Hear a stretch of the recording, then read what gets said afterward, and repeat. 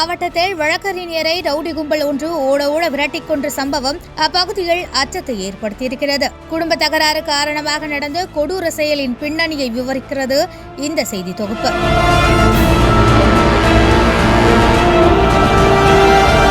தூத்துக்குடி மாநகர் அண்ணாநகர் 4வது தெருவைச் சேர்ந்தவர் செந்தில் ஆறுமுகம். வழக்கறிஞரான இவர் அதே பகுதியில் மெடிக்கல் மற்றும் உடற்பயிற்சி கூடம் நடத்தி வருகிறார். மேலும் தொழிலதிபராக இவர் அறியப்படுகிறார். இந்நிலையில் இவருக்கும் இவரது தங்கையின் கணவரான கோபிநாதன் என்பவருக்கும் சில நாட்களாக தகராறு இருந்து வருவதாக கூறப்படுகிறது.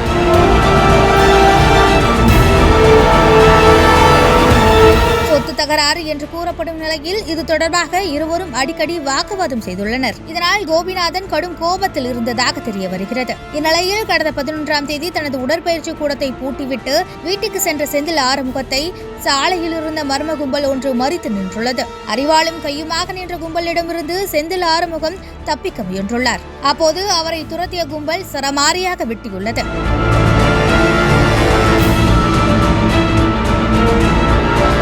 அறிவாளால் வெட்டப்பட்டு ஏராளமான ரத்தம் போன நிலையில் சம்பவ இடத்திலேயே செந்தில் ஆறுமுகம் பரிதாபமாக உயிரிழந்தார். இதனையடுத்து ரத்த வெள்ளத்தில் அவர் கிடந்ததை கண்ட மக்கள் காவல்துறைக்கு தகவல் அளித்தனர். அதன் பேரில் விரைந்து வந்த போலீசார் அவரது உடலை மீட்டு பிரேத பரிசோதனைக்கு அனுப்பி வைத்துள்ளனர். மேலும் இந்த கொலைக்கும் கோபிநாதனுக்கும் தொடர்பு இருக்கிறதா என்ற கோணத்தில் காவல்துறையினர் விசாரித்து வருகின்றனர். தொழில் பிரச்சினை காரணமாகவும் கொலை நடந்திருக்கலாம் என்று பேசப்படுவது குறிப்பிடத்தக்கது.